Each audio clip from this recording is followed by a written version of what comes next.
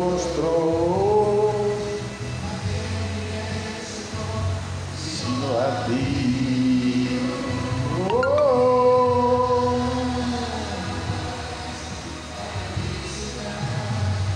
Te pido perdón por mi ciudad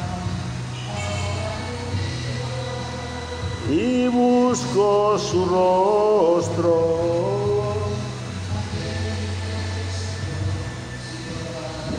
Bien, hermano, un aplauso para el Señor, gloria a Dios, aleluya. Vamos a dar inicio a un tema muy especial que para nosotros nos va a traer una seguridad bárbara, tremenda, una seguridad especial, ¿verdad? Al estar en los caminos del Señor.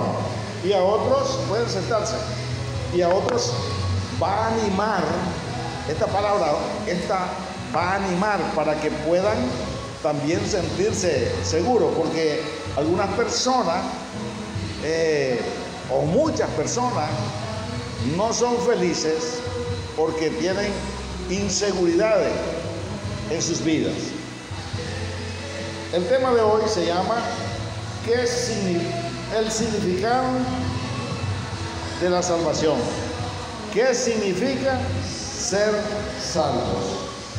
Y vamos a decir que en el libro de los Hechos, capítulo 4, versículo 12, libro de los Hechos 4:12, dice la palabra: en ningún otro hay salvación, porque no hay otro nombre bajo el cielo dado a los hombres en que podamos ser salvos. No hay otro nombre bajo el cielo. No podemos sustituir el nombre de Jesucristo por cualquier otro nombre. Solamente hay un nombre dado a los hombres bajo el cielo por el cual vamos a ser salvos: el Hijo de Dios, Jesucristo, ¿verdad? Entonces, cuando una persona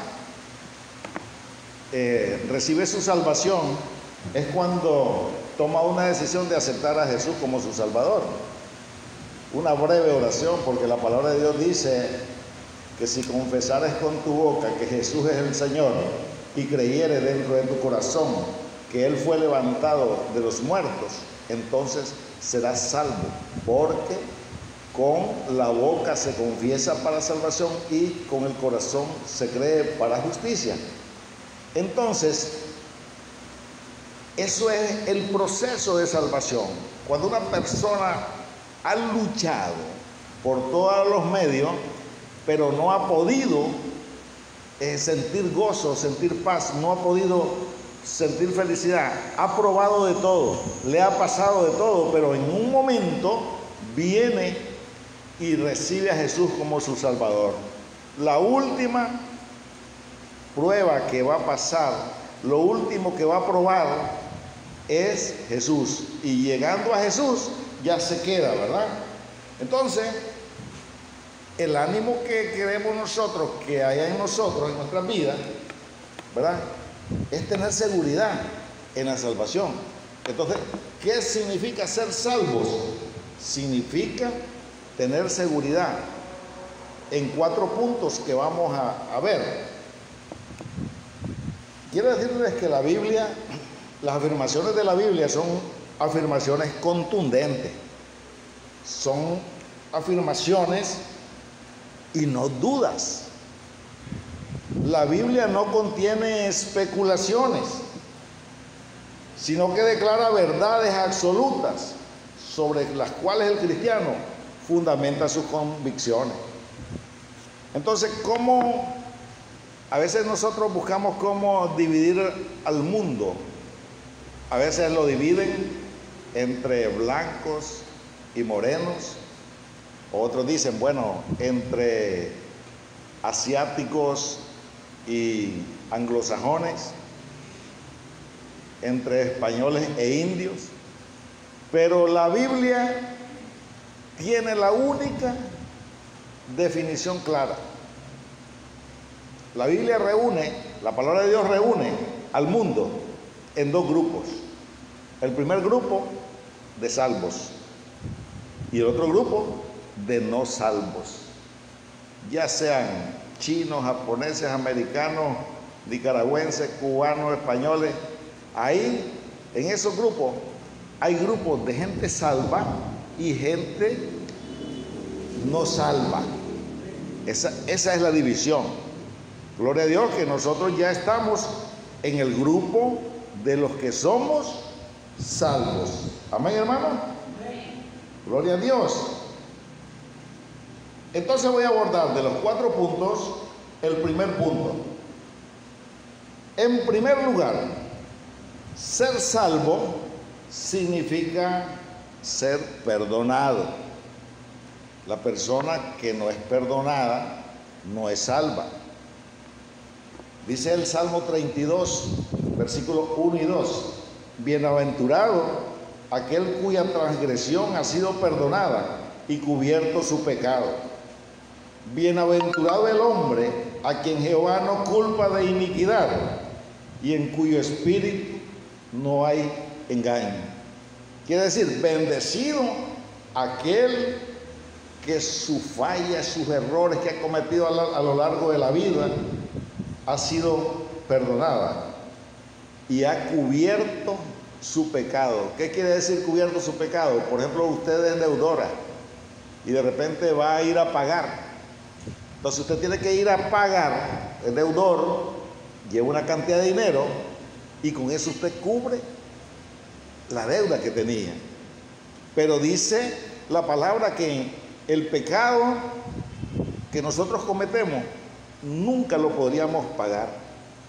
El daño que causamos o nos causamos o causamos a la creación de Dios, nunca lo podríamos pagar. Pero aquí dice, bienaventurado, que quiere decir bendecido, aquel cuya transgresión ha sido perdonada y cubierto su pecado. Y dice después, bienaventurado el hombre a quien Jehová no culpa de iniquidad y en cuyo espíritu no hay engaño. 2 condiciones. Dios no nos va a acusar de pecado y tampoco en nuestro espíritu va a ser un espíritu engañador, porque con una falta se nos cae todo el castillo. Pero si usted se mantiene fiel y dice, yo quiero ser salvo, y la primera condición es que tu pecado haya sido perdonado. Entonces, ser salvo para nosotros es resolver ese problema del pecado. O sea, es un problema que todo el mundo lo anda marcado por el pecado. Entonces, el perdón es el poder que remueve el obstáculo espiritual, resolviendo el problema del pecado. Entonces, cuando Dios nos perdona, aparta el pecado de nosotros, lo toma, lo anula. Gloria a Dios. Y entonces se quita ese obstáculo, ¿verdad? Entonces, queda cancelada la deuda que nosotros teníamos con Dios y con su creación. El perdón de Dios no es ignorar la deuda, sino que habiendo suplido pago justo en el Calvario, declara la deuda saldada. ¿Qué es lo difícil? Que el hombre o la mujer niegue que tiene una culpa real por pecados reales que ha cometido. Porque nosotros, aunque queramos mentir, para Dios no podemos mentir. Entonces, hay una culpa real. Entonces, ¿qué necesitamos? Un perdón real, un perdón verdadero, que no sea de mentira. Y ese perdón lo va a dar Dios. Las personas muchas veces pueden perdonar, pero no es un perdón suficiente, ¿verdad? Entonces, primer punto, necesidad de ser perdonados. Cuando somos perdonados es una condición que ya somos salvos. Ya no nos van a acusar de iniquidad el Señor. El segundo lugar, esto va a ser rápido, 4 puntos nada más. En segundo lugar, ser salvo significa ser libre de condenación, ¿verdad? Ser libre de condenación significa ser salvo. Dice en Romanos 6:23, porque la paga del pecado es muerte, mas la dádiva de Dios es vida eterna en Cristo Jesús, Señor nuestro. La paga del pecado es muerte, una muerte espiritual. Tal vez una persona anda bien y que nunca ha pecado y peca por primera vez. Ahí se enciende algo que se produce la muerte espiritual, porque se apartó de la gracia de Dios, porque la paga del pecado es muerte. Pero dice, en cambio, que el regalo de Dios es vida eterna en Cristo Jesús.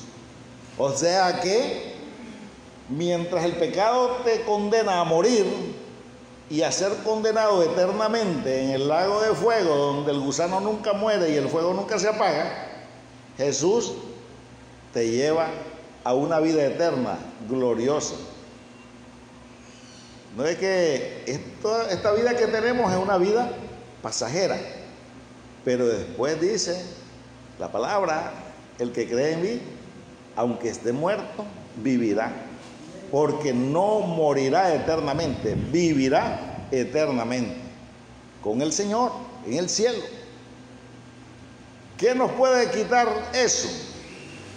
Que nosotros no hayamos sido libres de condenación. Entonces la condenación te lleva directo a otro lugar. Entonces la consecuencia inevitable del pecado es la muerte, y solo la gracia de Dios extiende la mano al hombre regalándole vida eterna. Aquí en el libro de Juan 3:18 dice: el que en él cree no es condenado, pero el que no cree ya ha sido condenado, porque no ha creído en el nombre del Hijo de Dios. Y un versículo antes dice: porque Jesús no vino a condenar al mundo, sino que el mundo fuera salvo a través de él. Jesús no vino a condenar al mundo, porque el mundo él mismo se condenó cuando falló, cuando se vio involucrado en el pecado.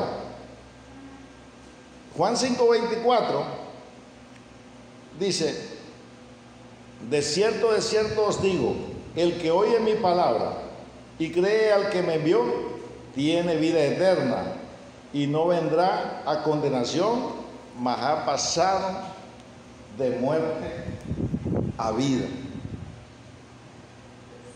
Es automático. Creer en el Señor, buscar cómo seguir los pasos, cómo interesarnos en la palabra de Dios, en los valores, en los principios de Jesús, ¿verdad? Que él, a pesar de que usted ha tenido una vida sucia, una vida negra, una vida tortuosa, un camino sinuoso que ha caminado, el Señor te da una vida eterna solo por el hecho de creer en su Hijo amado Jesús. Por eso la palabra dice: porque no hay otro nombre dado a los hombres en que podamos ser salvos, solamente en Cristo Jesús. Entonces, gloria a Dios. Si Jesús perdona al pecador, ya no hay causa por la que debe ser condenado. De esta manera, el Hijo de Dios recibe una completa absolución, y todo cargo en su contra pierde fuerza legal. Ser salvo implica la anulación del decreto en su contra. Conscientes de esta bendición, los cristianos disfrutamos de la libertad que nos ha sido otorgada. Una libertad tremenda, no tenemos la presión de que estamos pendientes de un pecado que estemos cometiendo, no estamos mintiendo, no estamos robando, no estamos idolatrando, no estamos yendo a hechicerías ni a brujerías, sino que estamos gozando de una libertad en el Señor. Entonces, no tenemos causa por la cual podamos ser objeto de condena, aunque el enemigo nos esté acusando, aunque el diablo te esté acusando, ya usted ha sido separado para Dios el día que aceptó a Jesús como su Señor y Salvador. Y en tercer punto de 4, ser salvos significa ser hecho hijo de Dios. Eso es lo que significa cuando uno es salvo. Tercer punto, es hijo de Dios. ¿A dónde está eso en la Biblia? Libro de San Juan, capítulo 1, versículo 12, que dice: mas a todos los que le recibieron, a los que creen en su nombre, les dio potestad de ser hechos hijos de Dios. ¿Usted recibió al Señor? ¿Amén? ¿Sí? Usted recibió al Señor. Entonces, el día que usted recibió al Señor y creyó en el nombre de Jesús, inmediatamente se activa el poder de que usted es hijo de Dios. Porque hay una diferencia. Dios creó todas las cosas. Creó al hombre, a la mujer, las plantas, los animales, ¿verdad? Pero aquí la Biblia dice que Dios tiene su creación, pero para ser hijo de Dios es recibir a Jesús como Salvador personal. Entonces, quien se convierte a Cristo empieza una nueva relación con Dios. Una vez que el pecador se arrepiente, recibe perdón y es libertado de la condenación y entra a formar parte de la familia de Dios. Eso es algo maravilloso, eso es algo poderoso. ¿Y qué pasa cuando usted es familia? Usted es hijo, usted es hija, hermano. Ustedes son hijos. Dice que los hijos disfrutan los privilegios de su padre. Los hijos de Dios disfrutan privilegios como de hijos de Dios. De tal manera que hay una bendición disponible para todas las personas que acepten a Jesús. Entonces inmediatamente se convierten hijos de Jesús. Gloria a Dios. Porque dice, porque todos los que son guiados por el Espíritu de Dios, estos son hijos de Dios. Condición, dejarse guiar por el Espíritu de Dios. Ahí usted se va a debatir que el enemigo va a decir una cosa y el enemigo usa a amistades, a familiares, para hablarle que usted haga cosas conforme a los sentimientos suyos o de ellos. Pero cuando usted está en el Señor, usted va a obedecer al Espíritu. Dice, porque los que son hijos de Dios son guiados por el Espíritu de Dios. Y dice, pues no habéis recibido el espíritu de esclavitud para estar otra vez en temor, sino que habéis recibido el espíritu de adopción, por el cual clamamos Abba Padre. Qué maravilloso privilegio de cada hijo. Nos acercamos íntimamente a Dios, sentimos la confianza y el amor, y usted ahí en su intimidad puede decirle papito, como que si fuera un padre. terrenal, pero es más especial, papito, porque dice que el Señor no nos ha dado un espíritu de temor, sino que nos ha dado y hemos recibido el espíritu de adopción. Somos adoptados hijos de Dios. Y entonces confiadamente nosotros podemos decirle papito, Abba Padre significa eso. Y entonces, como usted es un hijo de Dios, usted va a andar satisfecho, satisfecha, gloria a Dios, con todas las cosas que le están pasando en su vida. En su trabajo las cosas van a mejorar, le va a rendir más el dinero, va a encontrar cosas más cómodas, más baratas, va a encontrarse con un nuevo círculo de personas de bien, no de mal. Entonces, como hijo privilegiado del Señor, gloria a Dios, podemos estar confiando. Primera de Juan 3:1 dice: mirad cuál amor nos ha dado el Padre para que seamos llamados hijos de Dios. Por esto el mundo no nos conoce, porque no le conoció a Él.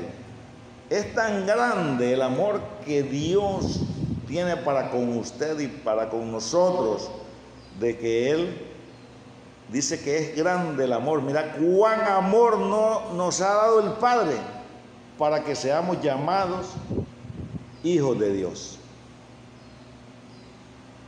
Por esto el mundo no nos conoce. Por ejemplo, el hermano Denis, lo van a ver en el vecindario que llega de repente, pero la gente cree que es el mismo Denis de antes. Ellos no saben que él es hijo de Dios. Por eso dice, el mundo no nos conoce. ¿Y por qué no nos conoce? ¿Por qué? Porque no andamos con un rótulo diciendo soy hijo de Dios, sino que el mundo no nos conoce a nosotros, porque ellos no pueden conocer, no pueden discernir lo espiritual, porque tampoco conocieron a Jesús, tampoco creyeron en Jesús. Y Él vino a salvar a este mundo. Entonces, el tercer punto dijimos que era que somos hijos de Dios. La seguridad de ser salvos significa que somos hijos de Dios. Y el cuarto punto y final, ser salvo significa ser heredero. En esta salvación gloriosa vamos a ver una cadena de eventos en nuestra vida. La primera cadena, que al ser perdonado, yo como pecador, quedo libre de la condenación. Eso, ya no soy condenado. Segundo eslabón en la cadena, que al ser liberado de la condenación, soy adoptado como verdadero hijo de Dios. Ahí va la cadena. Y el otro punto, que al ser hecho hijo de Dios, se me da el privilegio de heredar la vida eterna. Mire qué bonito. ¿Qué significa, hermano? Efesios 1:18 dice: alumbrando los ojos de vuestro entendimiento, para que sepáis cuál es la esperanza a que Él os ha llamado y cuál es la riqueza de la gloria de su herencia en los santos. Ahí se nos abren los ojos del entendimiento. Dejamos una vida, hermano, una vida terrible. Por ejemplo, cuando yo iba a consumir alcohol, yo pasaba un rato tranquilo, pero después todo alcohólico pierde el conocimiento, pierde su sano juicio, y al día siguiente empieza a ver qué fue lo que pasó. No sé qué hice después, a qué hora me dormí. Empieza a darle trabajo al cerebro, ¿verdad? Entonces, una herencia que nosotros tenemos inmediatamente es estar seguros que somos salvos. porque solamente así vamos a ser fieles. Con la seguridad no vamos a ser traidores. No se nos va a meter el espíritu de Judas, que Judas tenía mucho problema. Por ejemplo, él era el tesorero del Señor y se robaba, sacaba de la bolsa, dice, ¿verdad? De ahí de las ofrendas. Entonces, vamos a tener una actitud diferente. Una actitud diferente. Gloria al Señor. Bendito Dios. Entonces, los tesoros y riquezas celestiales están a la disposición de los hijos de Dios. ¿Estamos claros? Entonces, a manera de conclusión, podemos decir que Cristo entregó su vida de manera que todas las bendiciones conquistadas por Él en el Calvario la heredan sus hijos por pura gracia. Imagínense que el Señor ahí murió, y murió de verdad, pero al tercer día resucitó. Y la promesa de Dios dice que así como el Espíritu levantó a Jesús de entre los muertos, así nos levantará a nosotros. Y aún no hay que esperar que muramos para irnos a la presencia de Dios, sino que en la vida actual. Alguien que esté con ánimo decaído, alguien que esté triste, alguien que esté llorando, el Señor puede levantarle ese ánimo. El mismo Jesús, cuando estaba en la cruz, una de las últimas palabras que dice: Señor, en ti encomiendo mi espíritu. Cuando el Espíritu Santo, el Espíritu de Jesús viajó a unirse con el Padre y a dejar la carne ahí en la cruz, y cuando lo van a enterrar, lo llevaron a la tumba. ¿Por qué buscáis? Le dice el ángel a las mujeres: ¿por qué buscáis entre los muertos al que vive? Entonces dice que Jesús es la primicia. ¿Qué cosa es? Lo primero de cómo es la historia que nosotros tenemos en Cristo del Señor, ¿verdad? Ahora, si usted pudiera contemplar en este momento la gloria de la salvación, ¿cuál es la gloria de salvación? Que usted, en vez de ir al infierno, va al cielo. En vez de ir allá al lugar de tormento, usted va a ir a la presencia de Dios, a alabar al Señor. Bendito Dios. Ahora, usted no anhela esa salvación maravillosa. Amén, ¿verdad? Anhelamos eso maravilloso, ¿verdad?, que va a pasar. Gloria a Dios. Entonces, podemos contemplar la gloria de Dios solamente pensando lo maravilloso que es la vida de Jesús, que después de todo lo que pasó, está a la diestra de Dios Padre, intercediendo por nosotros. Y nos mandó el Espíritu Santo, que es el consolador, porque Él sabía que íbamos a tener tristeza, lloros, tribulaciones, enfermedades. El Espíritu Santo es el que nos consuela aquí para mientras coronamos la meta, coronamos la carrera. Gloria a Dios. Bendito Dios. Ahora, una pregunta: ¿quién puede dejar pasar la oportunidad de recibir el regalo que Dios envió desde el cielo mismo? O sea, Jesús fue enviado desde el cielo. Ya sabe, ¿verdad?, que fue concebido por el Espíritu Santo en una virgen llamada María, ¿verdad?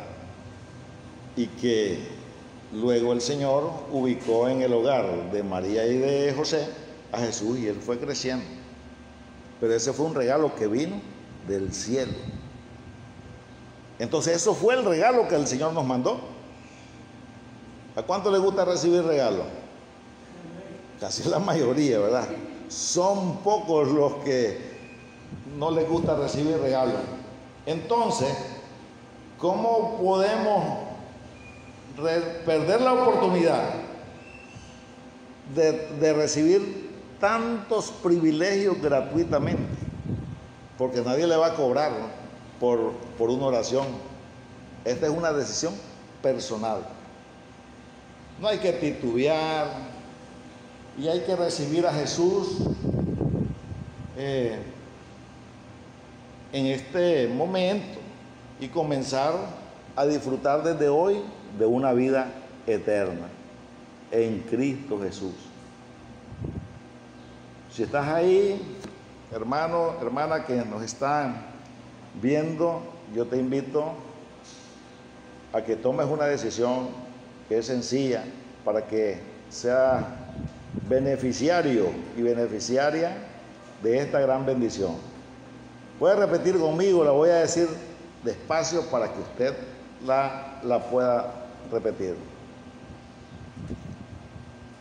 Padre Celestial, en esta hora confieso que he fallado, pero también me he dado cuenta que te necesito. Y hoy, Señor, abro mi corazón para que entres en él. Yo te entrego todo lo que tengo, mis enfermedades, mis problemas, mis preocupaciones.